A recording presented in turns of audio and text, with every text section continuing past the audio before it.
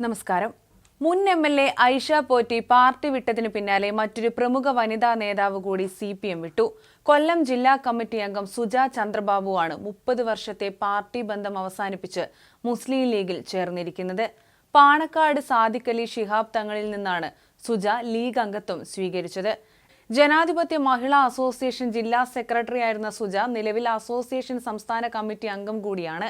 3 തവണ അഞ്ചൽ പഞ്ചായത്ത് പ്രസിഡന്റായിരുന്നു.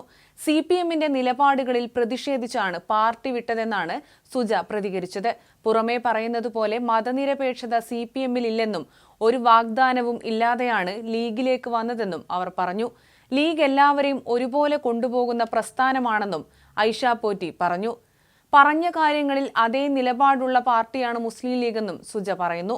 ഐഷ പോറ്റി പറഞ്ഞ കാര്യങ്ങളിൽ അതേ നിലപാടാണ് തനിക്കുള്ളതെന്നും അവർ പ്രതികരിച്ചു. ഐഷ പോറ്റി കോൺഗ്രസിൽ ചേർന്ന് ദിവസങ്ങൾ മാത്രം ശേഷിക്കെയാണ് മറ്റൊരു CPM മുതിർന്ന വനിതാ നേതാവ് കൂടി പാർട്ടി വിടുന്നത്.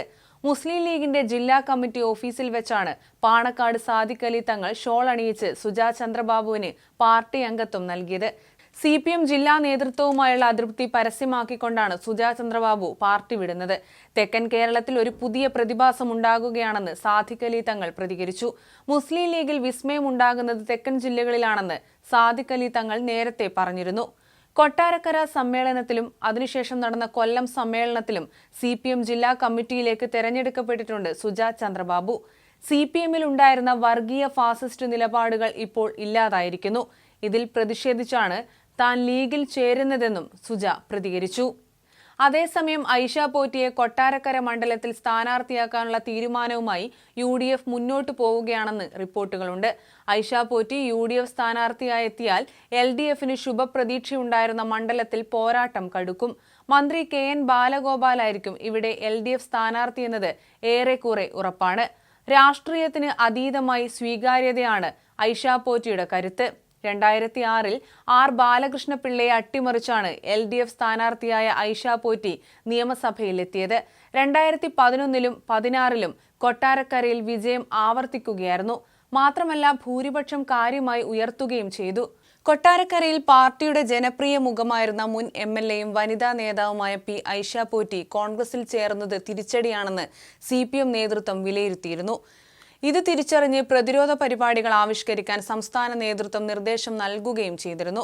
മുഖ്യമന്ത്രി പിണറായി വിജയൻ പങ്കെടുത്തു ചേർന്ന ജില്ലാ സെക്രട്ടേറിയറ്റ് യോഗം സ്ഥിതിഗതികൾ വിലയിരുത്തുകയും ചെയ്തിരുന്നു.